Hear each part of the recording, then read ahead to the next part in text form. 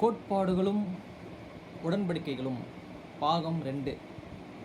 September 21, 1823 மாலை நியூயார்க்கின் மான்செஸ்டரில் தீர்க்கதரிசியின் தகப்பன் வீட்டிலே தீர்க்கதரிசி ஜோசப் ஸ்மித்திற்கு மரோனி தூதன் கொடுத்த வார்த்தைகளின் ஒரு சாராம்சம் ஜோசப் ஸ்மித் வரலாற்றிலிருந்து கொடுக்கப்பட்டது.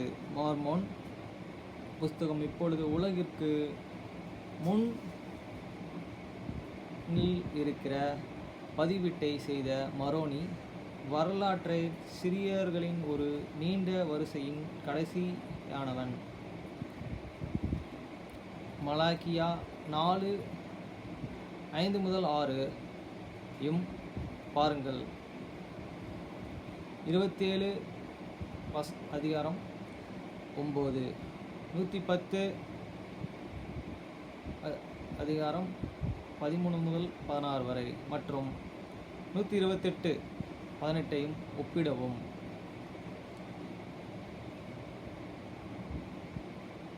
ஆசாரியத்துவத்தை எலியா வெளிப்படுத்துவான்.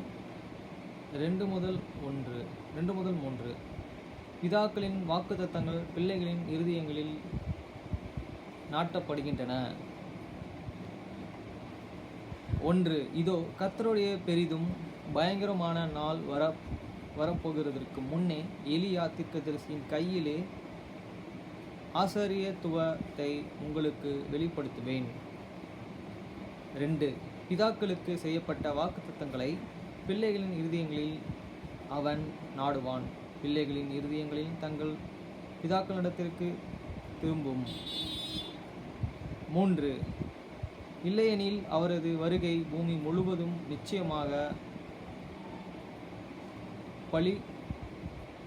பாழாக்கப்படும்.